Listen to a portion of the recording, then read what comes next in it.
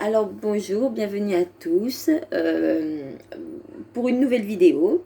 Je sais, ça fait très longtemps que j'en ai pas fait une, mais comme vous vous imaginez bien, il n'y a pas toujours des trucs super ouf à raconter, donc je peux pas toujours faire une vidéo parce que quand il n'y a rien, il n'y a rien. Voilà, désolée. Mais aujourd'hui, j'ai découvert une histoire qui est vraiment super battante et je me suis dit, il faut que je la raconte. Voilà, il faut que je la raconte, il faut que je fasse une vidéo. Donc, on est parti de suite pour faire la vidéo sur l'histoire super flippante que j'ai vue aujourd'hui. Donc, c'est parti. Donc, l'histoire,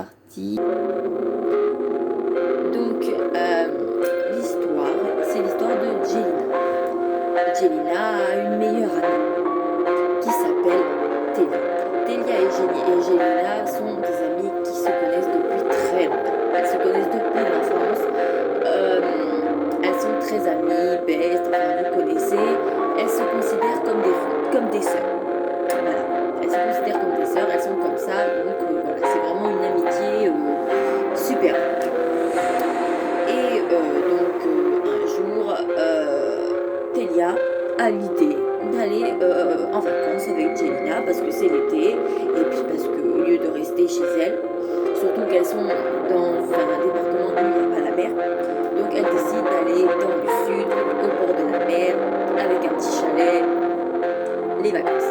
En plus, elles ont 20 ans, donc elles n'ont plus besoin d'avoir la permission des parents pour aller en vacances. Elles peuvent aller en vacances sans que les parents soient avec elles. Hein. Pour elles, c'est vraiment un sursaut de liberté, c'est tout ce que vous voulez. Et elles sont vraiment super contentes. Ça va être des premières vacances qu'elles vont passer ensemble. Donc elles sont vraiment contentes. Voilà, l'euphorie, si vous voulez. Et donc du coup, elles vont réserver un chalet qui se trouve pas très loin de la mer. Donc elles arrivent, elles ont prévu 3 semaines de vacances. La première semaine se passe nickel, nous dit Jelina. Elle nous dit que la première semaine, elle est nickel, elles n'ont pas de problème. C'est vraiment les vacances, elles en profitent. Voilà, hein, elles vont se bourrer la gueule aussi, il faut le préciser. Voilà, c'est vraiment les super vacances de leur life. Voilà, hein, elles le disent bien. Mais au bout d'une semaine, il y a des choses qui vont commencer à déranger Jelina. Jelina va se rendre compte que Telia a tendance à se réveiller en plein milieu de la nuit. Elle se réveille, elle marche jusqu'à la porte de la chambre et elle se fige. Et elle reste figée devant la porte d'entrée de la chambre. Donc de là, Jelina va de suite dire que ça m'a fait flipper parce que c'est vrai, c'est flippant. Quelqu'un qui est comme ça stoïque, qui fixe quelque chose sans raison, c'est un peu bizarre, donc ça l'inquiète. Voilà. Elle n'est pas très sereine, mais elle va pas oser se lever pour voilà. Et elle va vite essayer de rationaliser les choses en disant qu'elle est peut-être somnambule, même si quand tu es somnambule en général tu marches, mais bon, elle se dit elle est peut-être somnambule. Ça l'étonne beaucoup parce qu'elle n'a jamais entendu parler que sa copine avait que son amie avait des trucs de somnambulisme, donc elle la connaît depuis quasiment toujours. Donc elle pense que si elle était atteinte de somnambulisme, elle le serait. Mais bon, on ne sait pas. Mais elle va pas essayer de savoir. Elle va pas gâcher ses vacances avec ça, donc elle va pas essayer de comprendre. C'est pas grave. Et au début, ça va pas gêner Jelina parce que ça arrive une nuit sur deux. Jusqu'au moment où ça va commencer à arriver toutes les nuits.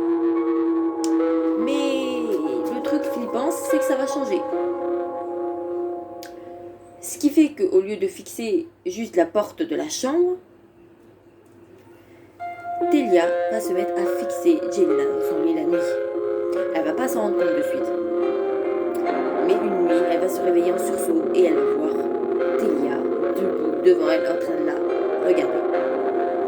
Alors là, Jelina, elle est obligée d'agir. Elle ne peut pas laisser ça comme ça. Donc elle se lève et elle essaye de parler à Telia. Telia ne parle pas. Elle est comme ça. Voilà, elle est figée. Elle n'entend rien à ce que lui dit Jelina. Et donc Jelina essaye de secouer. Et elle secoue un petit peu Telia. Et Telia, d'un seul coup, reprend conscience et ne comprend pas ce qui se passe. comprend pas ce qui se passe et elle demande à Jelena ce qui se passe. Donc Jelena va lui expliquer et elle va dire qu'elle a aucun souvenir, qu'elle n'a pas le souvenir de s'être levée, qu'elle n'a pas le souvenir d'avoir observé la porte de l'entrée de la chambre ou d'avoir observé Delia, Jelena en train de dormir. Donc elle va lui poser des questions, lui demander si elle a des troubles de somnambulisme. Delia va lui dire que non, qu'elle n'a pas de problème à ce niveau-là et qu'elle n'en a jamais eu. Et donc du coup, Delia et Jelena se recouchent et voilà, elles vont essayer de passer outre. Même si cette histoire, ça va les travailler, toutes les deux, parce qu'elles ne comprennent pas. Mais ensuite, ça va encore plus se corser. Ça va encore plus se corser parce qu'il y a une nuit, Jelena se réveille et Delia n'est pas là. Elle n'est pas dans la chambre. Elle n'est pas dans la chambre. Et elle va marcher un petit peu dans le chalet.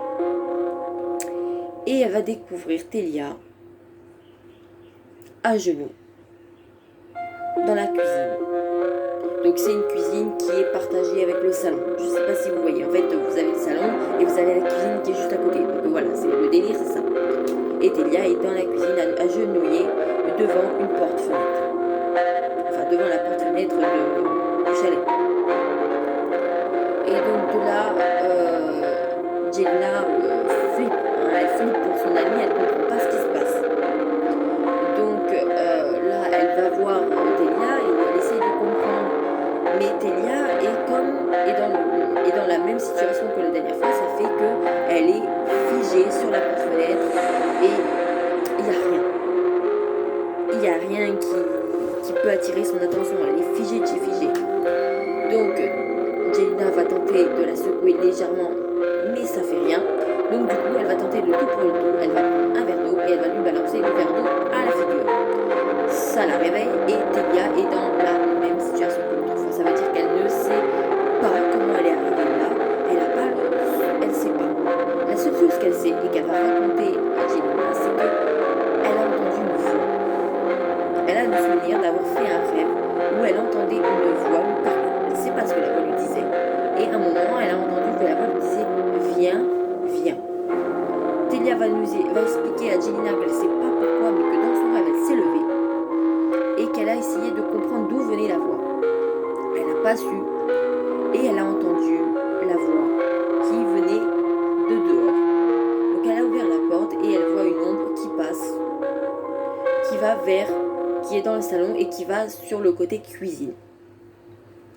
Donc du coup, Delia dit ne pas comprendre pourquoi elle a fait ça, mais qu'elle va suivre cette ombre et qu'elle va se retrouver à la cuisine et qu'elle va voir que l'ombre est devant la porte-fenêtre et que d'une façon étrange, elle ne va pas ouvrir la porte-fenêtre. En fait, elle va juste traverser. En fait, elle va traverser la porte-fenêtre et elle va se retrouver dehors.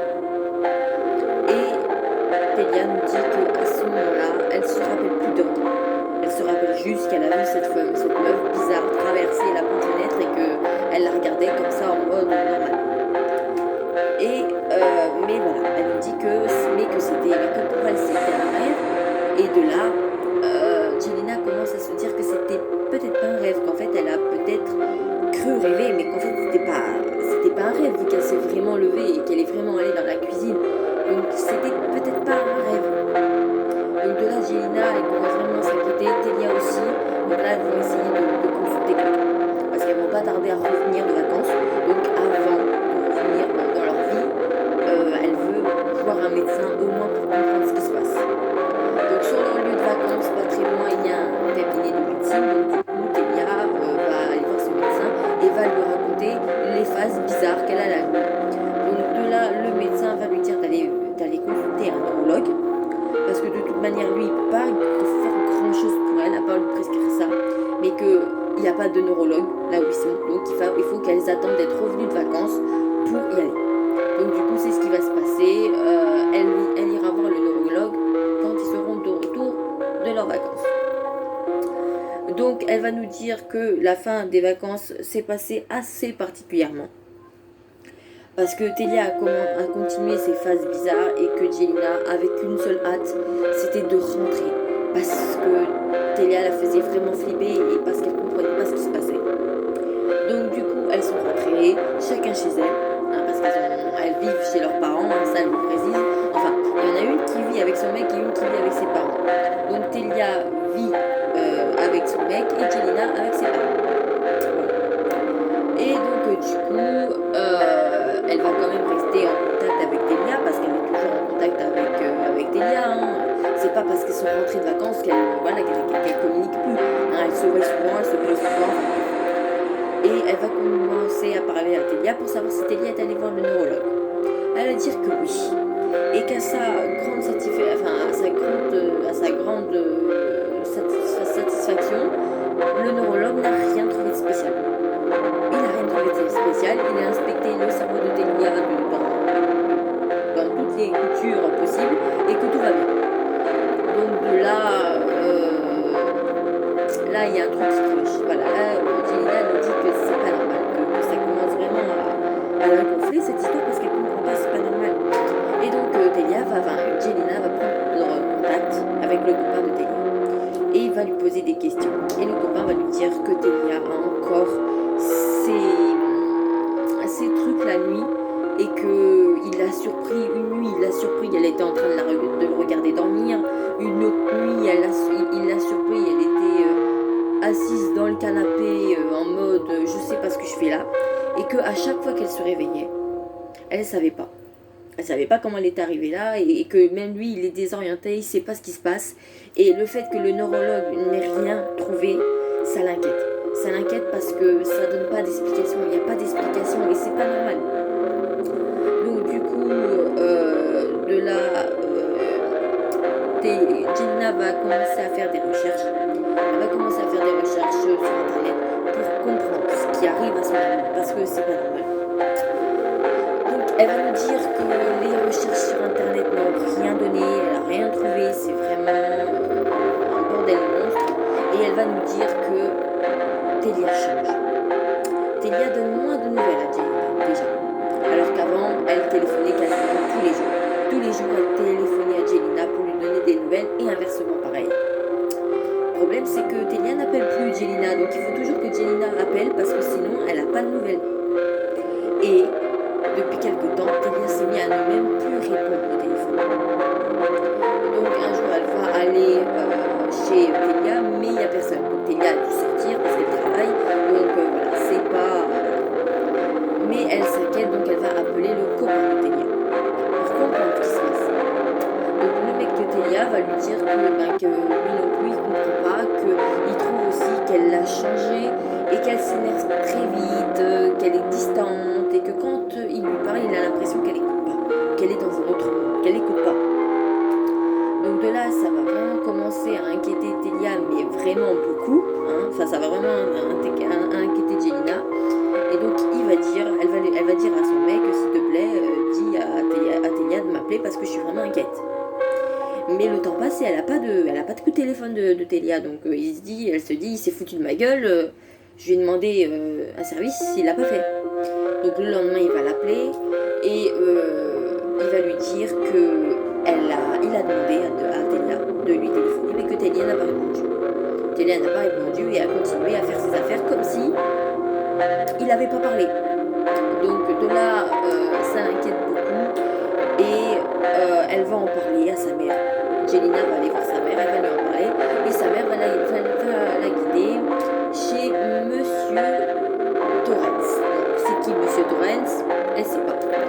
Et donc du coup, tout ce que sa mère lui a dit, c'est qu'elle lui a passé une étiquette, un flyer avec écrit Monsieur Torrens, et elle lui explique que peut-être que cet homme pourra lui donner des explications sur ce qui se passe à Telia. Donc du coup, Jelena va voir ce Monsieur Torrens et c'est très bizarre. Hein, c'est très bizarre. Elle rentre déjà, donc c'est un magasin. Enfin, c'est pas un magasin, je dirais. Donc c'est un local. Un local un peu particulier parce qu'il y a des enfants, il y a des têtes de mort, il y a des bougies. Enfin, c'est vraiment un truc. Voilà. Donc Jelena ne comprend pas pourquoi sa mère l'a guidée là, mais bon, elle va quand même essayer et elle veut avoir des réponses pour son amie, c'est important. Donc du coup, elle va voir ce Monsieur Torrens et donc du coup, elle va lui expliquer ce qui se passe. Elle va lui dire que les phases bizarres que Telia a.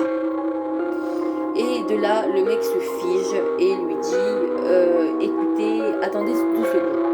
Il se lève et il prend un énorme bouquin. Elle va me dire que c'est un énorme bouquin, c'est un brique, le truc, c'est une brique, le truc il est gros comme ça, quoi. Et donc du coup, il fouille, il ouvre le livre, il fouille, il tourne les pages, machin. Donc Jelena, elle comprend pas ce qu'il fait, elle a aucune idée, donc elle va lui poser la question, mais qu'est-ce que vous faites?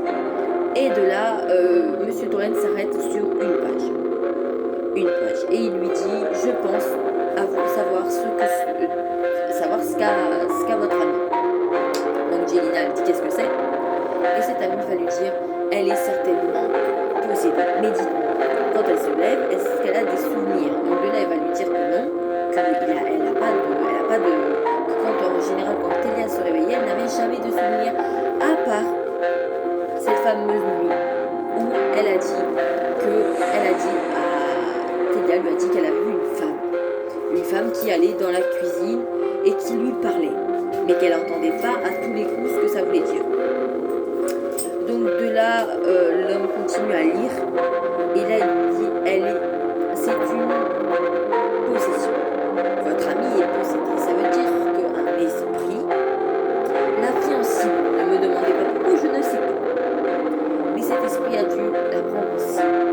Et quand Telia va dormir par exemple et qu'elle se met dans un état inconscient, l'esprit en profite pour rentrer dans Telia, pour avoir un corps, pour pouvoir toucher, pour pouvoir marcher, pour pouvoir faire ce qu'un être humain peut faire et ce que cet esprit en tant qu'esprit ne peut pas faire.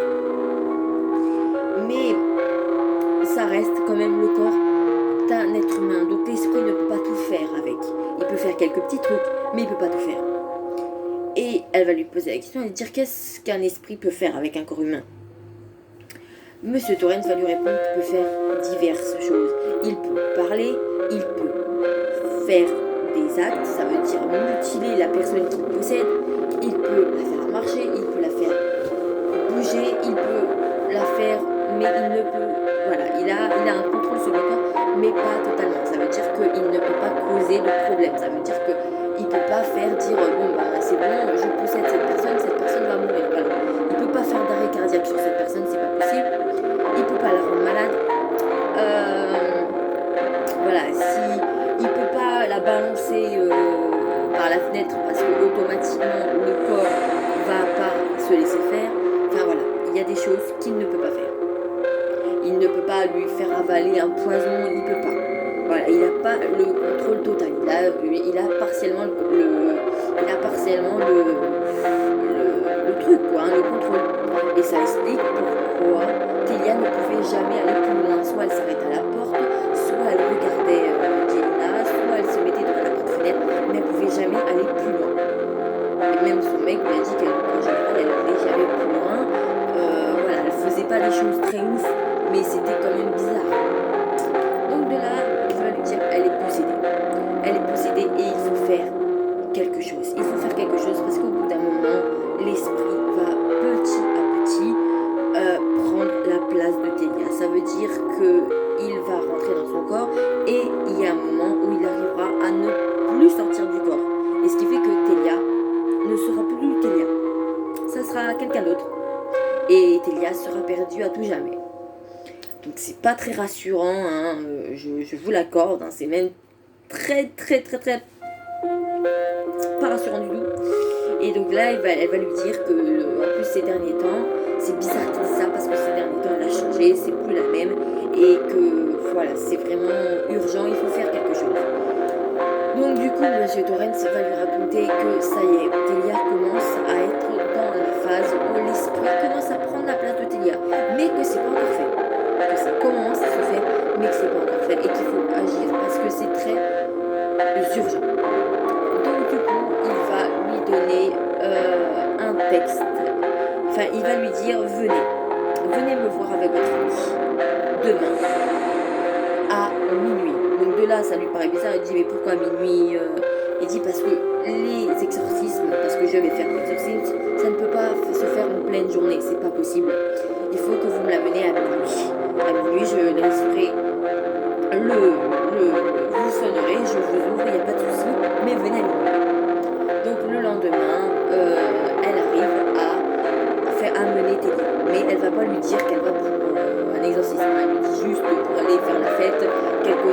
qu'effectivement de la drogue et que c'est une drogue qui fait planer. Enfin, elle arrive à convaincre Telia de la suivre.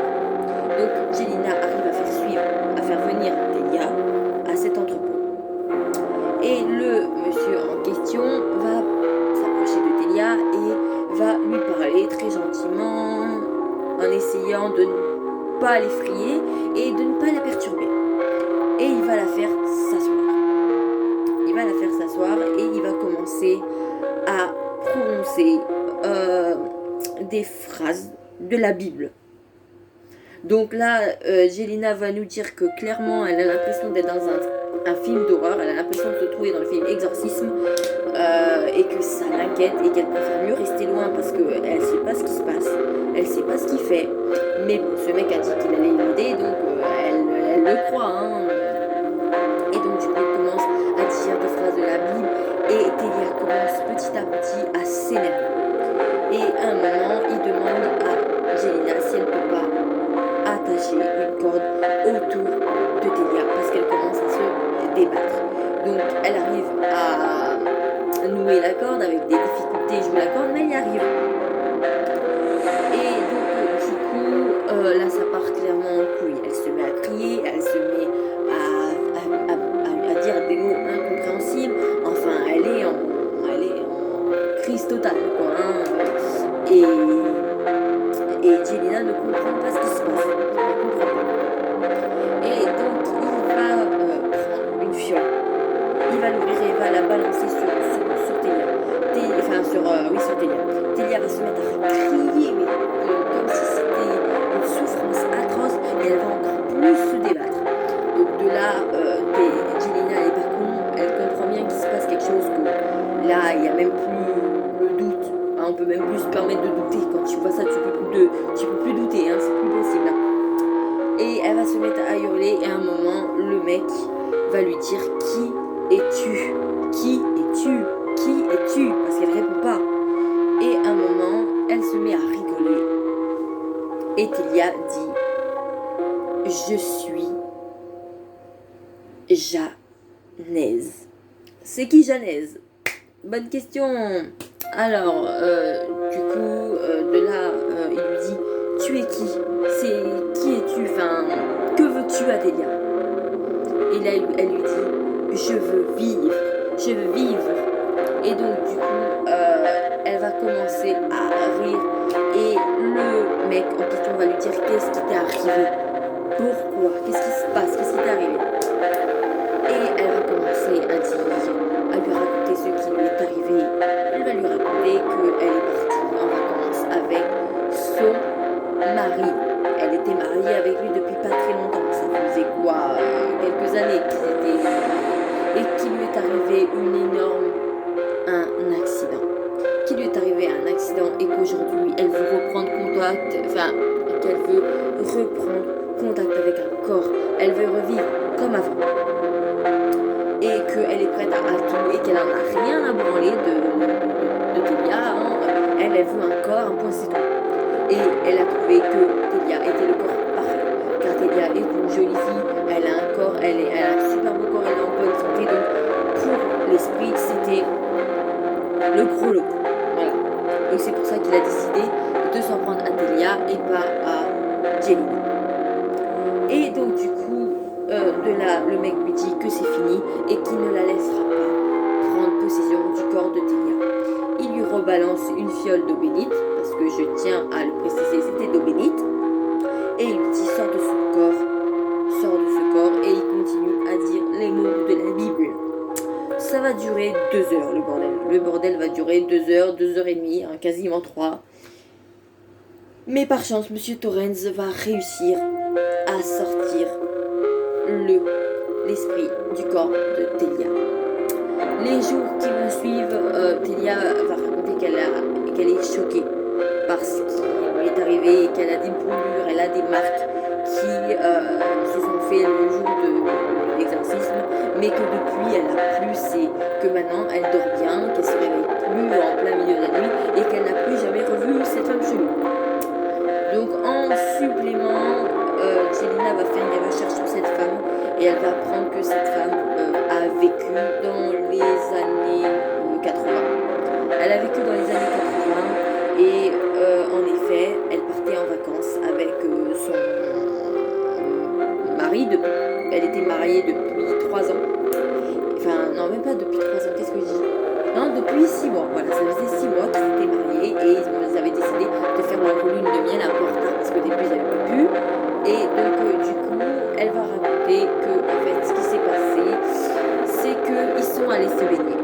Ils sont allés se baigner et à un moment, il y a eu une très forte. La femme a décidé d'aller dans le large pour nager. Son mec était resté au bord. Et elle était allée au large pour nager parce qu'elle aimait bien ça. Et il y a une énorme vague qui est arrivée, qui lui a percuté. Et elle s'est retrouvée percutée en arrière sur un rocher. Et donc du coup, la tête, le crâne, il s'est écrasé contre le rocher. Donc elle est morte sur le coup, elle n'a rien vu. Elle n'a rien vu venir, elle est morte sur le coup. Mais voilà, et donc son corps est resté longtemps. Il est resté longtemps sur ce rocher, il est resté, je crois, il est resté quasiment pendant 4 jours. Et pendant 4 jours, son mari n'a pas arrêté de la chercher parce qu'il ne la retrouvait pas. Et 4 jours plus tard, ils ont retrouvé le corps de cette femme scratché sur le rocher avec le cerveau complètement éclaté, quoi. Et donc voilà, et donc c'est tragique et quand elle a vu ça, elle était très triste pour cette femme parce que c'était censé être sa lune de miel, donc crever de cette façon pendant sa lune de miel et surtout d'une façon aussi crue, c'est triste, voilà, c'est malheureux mais ça arrive. Et donc du coup c'est pour ça qu'elle tenait vraiment à revivre dans un autre corps parce que voilà, sa vie s'était arrêtée trop brutalement et elle avait besoin d'avoir un corps, elle en avait besoin. Voilà, c'était le truc. Et donc voilà. Donc l'histoire s'arrête ici. Donc voilà. L'histoire s'arrête ici. J'espère que cette vidéo vous aura plu.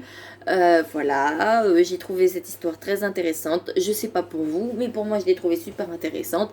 Donc j'espère que ça vous a plu. Et bien évidemment, je vous dis à très bientôt pour une nouvelle vidéo. Au revoir.